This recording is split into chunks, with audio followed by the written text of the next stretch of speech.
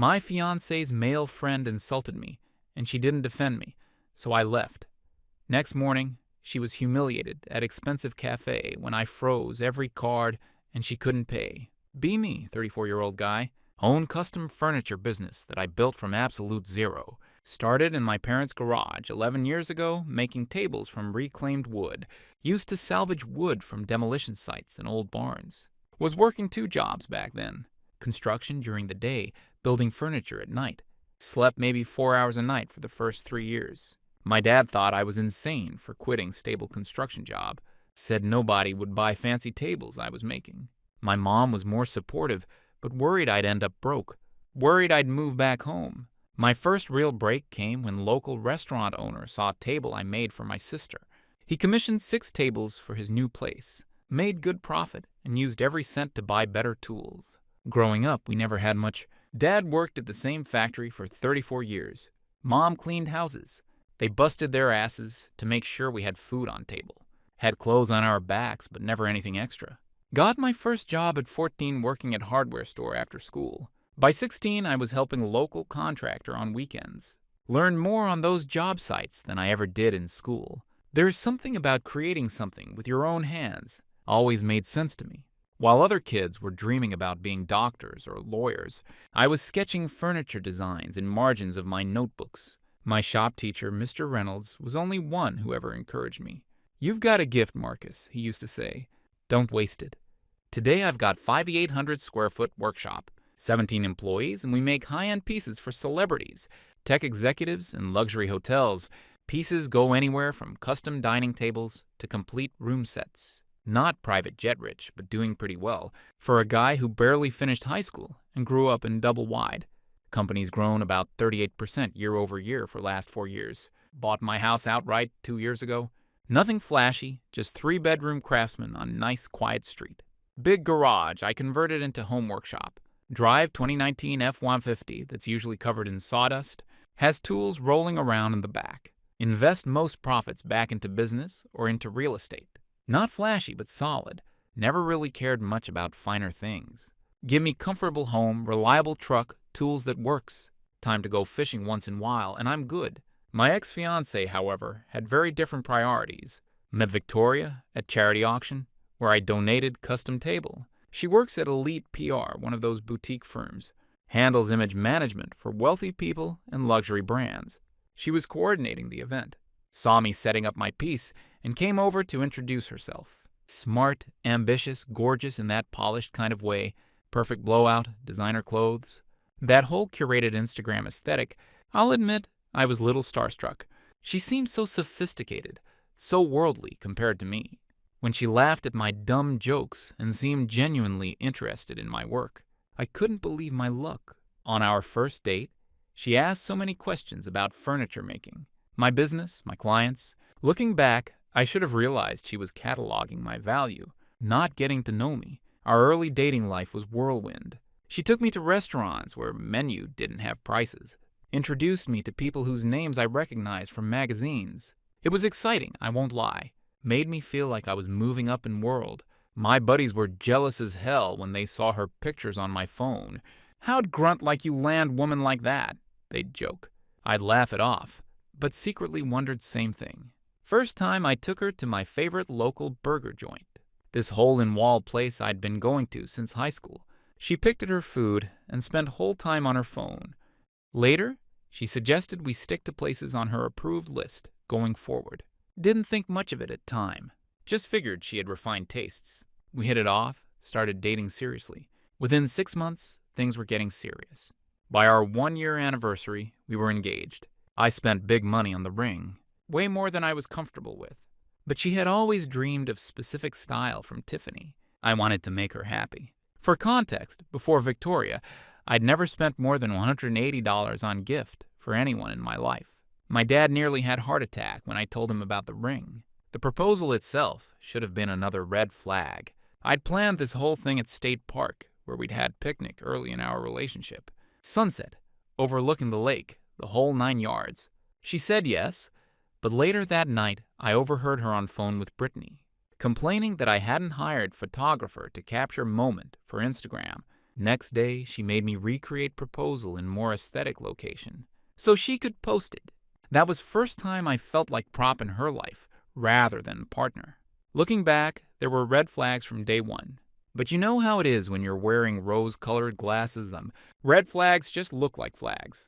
She was constantly suggesting I upgrade my truck to Range Rover, move to better neighborhood, wear watches that successful men should have.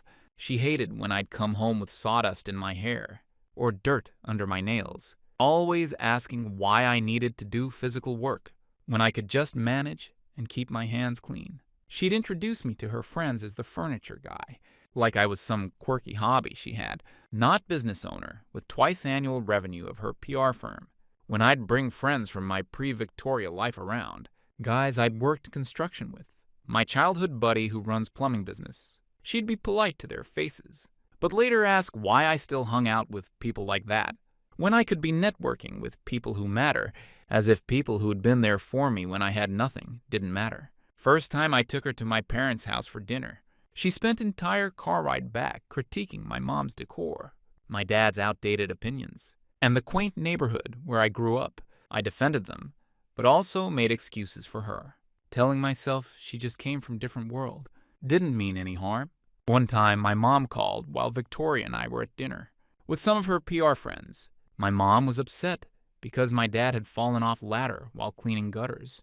Was in the ER, nothing too serious, but she was shaken up. When I told Victoria I needed to go check on them, she made this face, said, "Can't your sister handle it? We're in the middle of something important here." I went anyway, and she didn't speak to me for 2 days after. But I was in love, or thought I was. I figured she just wanted best for me, wanted to help me level up or whatever. Classic mistake. So last month, we're at this cookout at her college friends Connor and Jessica's new place, in the suburbs. Nothing special, just burgers and sparkling water. About 15 people total. I'm helping Connor with his new smoker. Dude dropped serious money on it to impress his boss, but has no idea how to use it, LML. While Victoria's catching up with her PR and college friends. I actually liked Connor. He seemed like most down-to-earth of Victoria's friends. Works in finance, but doesn't make his entire personality about it. His wife Jessica is sweet too. Always makes effort to include me in conversations. When others start talking about people and places, I don't know. "Thanks for helping with this thing," Connor said, gesturing at Smoker. "I watched like 5 YouTube videos and still couldn't figure it out." "No problem," I told him. "My buddy Derek has same model. It's all about temperature control. These digital ones are actually trickier than old school ones." "Victoria says your business is doing really well," he mentioned casually. "Yeah, can't complain. Got waiting list about 5 months long now." "That's impressive, Tree," he said, and I could tell he meant it. "You ever think about expanding? Opening another location, maybe?" "Someday," I shrugged. "I like keeping it manageable, you know. Quality over quantity." He nodded. "I respect that. Too many people get caught up in growth for growth's sake." That conversation with Connor was probably most genuine interaction I'd had with any of Victoria's friends. Most of them either ignored me or talked to me like I was curiosity, the blue-collar boyfriend who somehow infiltrated their world. Then Brittany shows up. Brittany is Victoria's best friend from Duke. If Victoria is polished, Brittany is polished, shellacked and lacquered. Everything about her is expensive, and she makes sure you know it. Always dropping casual references to her family's summer house on Lake Michigan, and her boyfriend, who's crushing it in crypto. She's looked down on me from day one because I work with my hands and didn't attend prestigious university. First time I met Brittany, she asked what I did. When I told her about my furniture business, she literally said, "Oh, so you're like Carpenter, how authentic." Then proceeded to ask if I'd give her friends and family discount on dining table. When I quoted her my standard price, she laughed like I told joke. Said, "Oh, I didn't realize you were charging real furniture prices." Whatever that means, Brittany's the kind of person who manages to make everything about herself. If you mention you went to Italy, she'll jump in with story about how she spent semester in Florence and practically became local. If you talk about being tired after work, she'll launch into epic tale of her 80-hour work weeks, how she's literally surviving on La Croix and determination. I've never heard her ask anyone genuine question about themselves. "I'm bringing Victoria fresh sparkling water." When I hear Brittany loudly going, Seriously, Vic, another year without going to Europe. When are you going to stop pretending to be happy with... She glances at me. This lifestyle and live a little, my God. Victoria laughs nervously and says, we're saving for the wedding, and I've got some big client projects. Then Brittany literally scoffs and goes, God, he's such basic loser. No ambition beyond making fancy tables for actual successful people. You could do so much better with your connections. Everyone goes quiet, like awkward funeral quiet. All eyes on me standing there with water in my hand, like I'm in some twisted version of reality show elimination. And Victoria, she laughs. Not nervously, a genuine laugh. Then says, he tries his best and takes water without even meeting my eyes. Like I'm some charity case she's dating out of pity. I stood there for about 5 seconds, put my glass down, grabbed my jacket, walked straight out. Didn't say word, didn't look back. Just got in my truck and drove home. I remember sitting at red light about halfway home, hands shaking on steering wheel, thinking about all times Victoria had made little comments that suddenly made sense in new light. How she'd say things like, you're doing so well for someone without degree, or your business is impressive considering where you started. Always these little qualifiers that I'd brushed off before, but now saw for what they were. She thought I was beneath her, and she was settling. There was this one time about a year into our relationship, when we ran into one of her ex-boyfriends at a restaurant. Guy was some investment banker type. Expensive suit, slicked back hair, the works. Victoria introduced me as Marcus. He makes furniture. Not her boyfriend, not owner of successful business. Just he makes furniture. The way she looked at that guy, all sparkling eyes and giggles, should have told me everything I needed to know. By the time I pulled into my driveway, my phone was going nuts. 14 missed calls, 27 texts from Victoria. Where did you go? You're embarrassing me. Stop being so sensitive. You're making scene without even being here. Call me right now. Not single, are you okay? Or, I'm sorry about what Brittany said. Nothing about how she'd laughed or failed to defend me. Just anger that I'd embarrassed her by leaving. I turned my phone off and crashed. Got up at 5 a.m. like usual. Did my 4-mile run, showered, made my protein shakes. My morning routine has always been my anchor. Thing that keeps me grounded, no matter what chaos is happening around me. When I finally turned my phone back on, there were 42 more messages. Last few had changed tone completely. I'm coming over. Open the door. Why aren't you answering? This is so childish, Marcus. I texted back one sentence. I'll talk when you're ready to act like adult. Before she arrived, I sat on my back deck drinking coffee, trying to process what had happened. I realized I'd been slowly compromising who I was for years, trying to fit into her world, changing how I dressed, where I ate, who I spent time with, all to make her happy. And in return, she couldn't even defend me to her friend. I thought about my dad, how he'd look at me if he could see how I'd let myself be treated. He wasn't a perfect man by any means, but he had pride, self-respect, never let anyone look down on him for making honest living. What would he think of his son letting some PR princess and her snotty friend mock the business he'd built from nothing? She showed up at my door 30 minutes later, all fired up, in her Lululemon workout gear, looking like she'd just stepped out of Fitness Influencer's page. What the actual hell, Marcus? She yelled, barging into my house. You just walked out and left me to deal with everyone asking where you went. Sounds rough, I said calmly, leaning against my kitchen island. Having to explain why your fiancé left after being insulted to his face. You're being ridiculous, she huffed. It was just Brittany being Brittany. You know how she gets... And you? What's your excuse for laughing and saying I try my best? Were you just being Victoria? Oh my God, I was just diffusing the situation. Why are you making such a big deal out of this? Because my fiancé just showed me exactly what she thinks of me. In front of all her friends, that I'm someone who tries his best, but still falls short.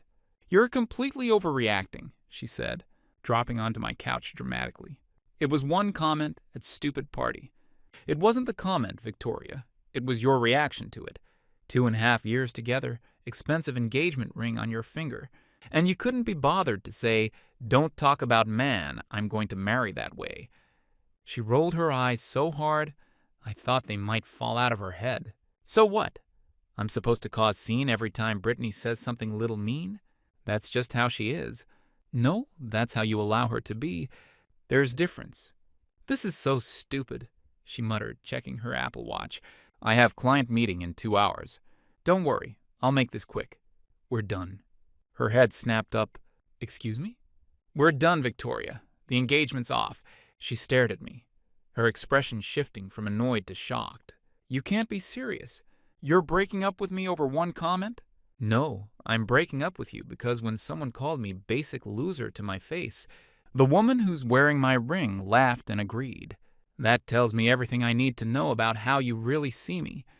This is insane, she shouted, eyes welling up with perfectly timed tears. You're throwing away our entire relationship over nothing. Not nothing, self-respect. Marcus, maybe, she tried, voice suddenly soft as she approached me. I'm sorry if I hurt your feelings. I wasn't thinking clearly. Let's just move past this, okay? We have that dinner with my boss next week. Wear that blue Burberry shirt I got you for Christmas. I stepped back. I won't be attending. Her face hardened instantly. What about the venue deposit? The save the dates went out last month. My parents already paid the caterer $12,000 non-refundable.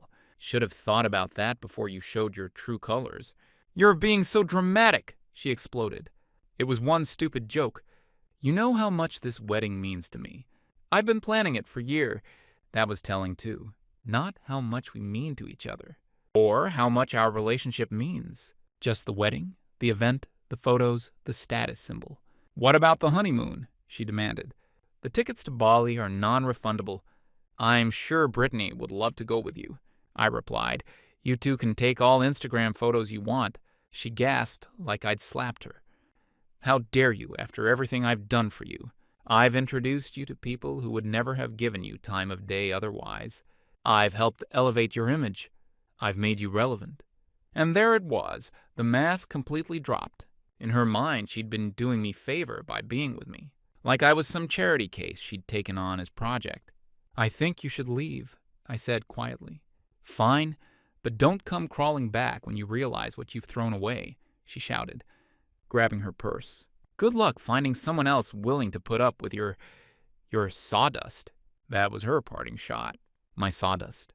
The physical evidence of work I do, the business I built, the life I made for myself. I almost laughed. She tried everything after that, crying with no actual tears, screaming, guilt-tripping, love-bombing. When none of it worked, she stormed out, slamming doors so hard, my neighbor texted to ask if everything was okay. Over next few days, I ignored her calls and texts, focused on major conference table commission I had for some tech startup, hit my home gym twice a day, told my shop manager I'd be working from home, handling design work only for a while. I needed time to pack up Victoria's stuff from my place and get my things from her condo. We never officially lived together, thank God. But after 2.5 years, our stuff was mixed up. I was methodical about it, boxing everything neatly, making inventory lists. The expensive engagement ring she'd left on my bathroom counter. Last time she stayed over, went into my gun safe. I also spent a lot of time thinking about how I'd ended up with someone who clearly viewed me as project to fix rather than partner to love. My buddy Derek, who runs plumbing business, came over one night. We talked until 2 a.m. He'd never liked Victoria, but had kept quiet because he thought I was happy. She never looked at you like you were enough, man, he said. Always like you were rough draft she was editing. That hit me hard because it was true. Derek reminded me of something I'd forgotten. 2 years ago, I'd been commissioned to build custom conference table for the governor's office. It was a big deal, got written up in local paper and everything. Victoria hadn't come to installation because she had important client meeting. Later I found out from mutual friend that she'd actually been at spa day with Brittany. When I asked her about it, she said, I didn't think it was that important. It's just table, not culmination of everything I'd worked for. Not vindication of my decision to start my own business. Just table. On third day, I saw it.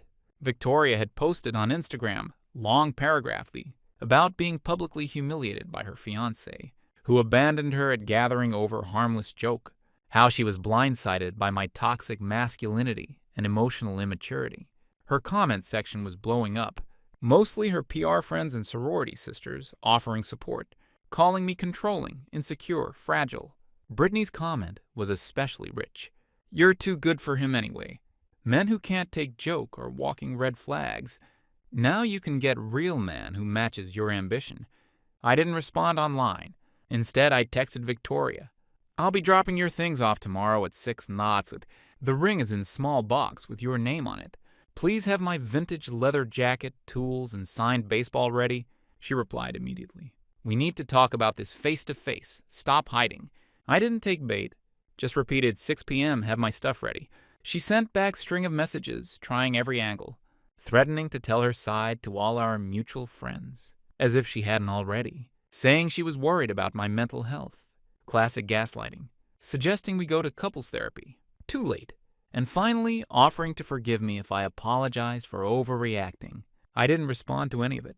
Some mutual friends started reaching out, most taking her side without even asking for mine. One guy I'd known for years texted, Dude, you can't just walk out on your fiancé over nothing. Man up and apologize. I blocked him. Few people were more measured asking what happened, but I didn't have energy to explain. Truth would come out eventually. I hit gym harder than I had in years. Threw myself into work. Started sketching pieces I'd always wanted to make, but never had time for. It was cathartic, creating something beautiful out of raw, imperfect materials. There's metaphor in there somewhere. When I arrived at her condo next evening, she was waiting. She'd done herself up. Hair blown out, full makeup, wearing black dress she knew I liked. Expensive perfume filling the room. Classic Victorian manipulation tactics. I'd seen work on me too many times before. Marcus, she started, voice gentle. This has gone too far. We need to talk. I'm just here for my stuff, I said, placing boxes of her things in entryway. Please, 10 minutes. That's all I'm asking. I checked my watch, 10 minutes. She launched into clearly rehearsed speech about how sorry she was, how she'd been caught off guard by Brittany's rudeness, how she'd reflected deeply on her behavior, and realized she needed to set better boundaries with toxic friends. I've even texted Brittany, she continued, told her she needs to apologize to you. She's agreed to meet us for brunch on Sunday and make things right. I almost laughed. You still don't get it. This isn't about Brittany. I know it's about my reaction, and I'm truly sorry, Marcus. It will never happen again. You're right about that, I said, looking around. Where's my stuff? She blinked, thrown off script. I thought we'd be resolving this. The only thing that needs resolving is returning my possessions. Where's my signed Derek Jeter baseball my grandfather gave me? That before he died, she crossed her arms. I don't know where it is right now. We can look for it after we fix things between us. That's when I knew she was holding my stuff hostage to keep me engaged. There's nothing to fix, Victoria. We're done. Marcus, please, she said, suddenly teary-eyed. I love you. Doesn't that count for anything? Love without respect isn't love. It's just convenience. Her desperation shifted to anger. Fine. You want to throw away everything we built because your fragile ego got bruised. Good luck finding someone else who puts up with your blue-collar lifestyle and your refusal to network or advance yourself. I nodded. Thank you for confirming my decision. You'll regret this, she hissed. When you're old and alone with nothing but your precious sawdust for company, you'll remember a woman who tried to make you better. Better? I repeated. Or just different, more like men in your world. Tell me something, Victoria. If I'd shown up at that cookout in designer suit, with Ivy League degree and corner office, would Brittany still have called me loser? Would you still have laughed? She didn't answer, but her face told me everything I needed to know. As I headed for door, she played her final card. What about our trip to Bali next month? The flights were expensive, non-refundable. The villa is paid for. Everyone's expecting us to post about it. I turned back. Everyone? You mean your Instagram followers, Brittany? Her silence was answer enough. Enjoy Indonesia, I said, closing door behind me. As I drove home, I felt this strange mix of sadness and relief. Sad that person I thought I'd spend my life with didn't exist, but relieved to be free of constant subtle undermining, the feeling that I was never quite good enough. No matter how successful my business became, I realized I'd been holding my breath for 2.5 years, trying to measure up to standard that kept moving. The fallout was brutal, but predictable. More social media posts painting me as villain. Mutual friends taking sides. Her mother calling to tell me I was making catastrophic mistake over a tiny misunderstanding. and that I'd never find anyone like Victoria again. Thank God for that. I stayed quiet, focusing on my business, reconnecting with old friends I'd neglected, working out daily, rebuilding my life without constant criticism and suggestions for improvement. I even started taking evening woodworking class. Not for skill building, obviously, but for community. Made some good friends there who appreciated craftsmanship and didn't care what watch I wore. I reconnected with people from my old neighborhood, guys I'd grown up with who'd seen me hustling from day one. We went fishing, talked, laughed about old times. No one asked about my personal brand or suggested I needed makeover. It was like remembering who I really was. After years of slow erasure, my sister came over one weekend to help me rearrange my house. Get rid of little touches Victoria had added that never felt right. "You seem lighter," she told me, "like you got out from under something heavy." She was right. I hadn't realized how exhausting it was, constantly trying to be someone I wasn't. 3 weeks later, something shifted. Victoria's tone on social media changed. No more angry posts about me. Now she was sharing quotes about recognizing your worth and letting go of relationships that no longer serve you. Classic rebrand. Then Jessica, Connor's wife, called me out of blue. "Marcus, there's something you should know. After you left the cookout, Brittany went off. She spent 30 minutes trashing you to anyone who would listen, saying Victoria was slumming it with Furniture Maker when she could be dating hedge fund managers and tech executives. Connor finally told her to shut up or get out. She went ballistic, saying Victoria deserved better than some loser with sawdust under his fingernails who would never fit in with right people. That's when Victoria finally defended you. But honestly, it seemed fake as hell." "Too little too late," I said. "I know, but that's not why I'm calling. That trip to Bali, Victoria's been telling everyone. It was going to be surprise engagement trip." I was confused. "We were already engaged." "Not your engagement to her, her engagement to you." "What are you talking about?" Jessica sighed. "She's been telling everyone that you weren't serious enough about the relationship, that she was going to propose to you in Bali to move things along. She had whole photo shoot planned with photographers she hired to capture moment for Instagram. I felt like I was in Twilight Zone, but I already proposed. I already gave her expensive ring, which she told everyone she had to settle for, because you wouldn't let her help pick out something worthy of her brand." I was stunned. The level of delusion and manipulation was beyond anything I could have imagined. But as bizarre as this was, there was more. Remember how Victoria was always posting those designer bags and shoes on her Instagram? "Yeah?" "So, Marcus, she can't afford that stuff on her PR salary.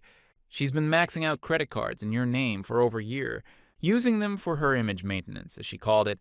I felt like I'd been punched in gut." "What?" "I never opened any joint credit accounts with her. She didn't need you to. She's been taking pictures of your credit cards and ID while you were sleeping. Connor overheard her bragging to Brittany about it at party, how she's been investing in her future by building right image now, and that once you were married, your furniture business would finally be put to good use, funding her lifestyle." I immediately checked my credit report. Sure enough, there were 3 cards I never opened, all maxed out at high limits. Designer clothes, spa treatments, first-class upgrades, restaurants where she'd gone with clients, but were actually girls' nights with Brittany. "There's more," Jessica continued. "That business connection she was always talking about, the one that was going to take your furniture to next level, it's not real. She and Brittany cooked it up to make you think she was essential to your success. They figured once you were married, you'd be grateful enough to fund their influencer lifestyle. They've been planning this for pieces. All clicked into place. Victoria's constant dissatisfaction with my perfectly successful business. Her pushing me to make connections through her. The subtle digs about my clothes, my truck, my house, all while she was secretly stealing from me. "Why are you telling me all this?" I asked Jessica. "Because you seem like a good guy who got caught up with someone toxic, and because what they did to you, they'll do to someone else. Connor and I are done with both of them. We've cut them out completely after what we heard." "I appreciate it," I said, genuinely grateful. "More than you know." "One last thing," Jessica added. "Check your email. I'm sending you screenshots of conversations between Victoria and Brittany that Connor found when he was helping Brittany with her phone at party.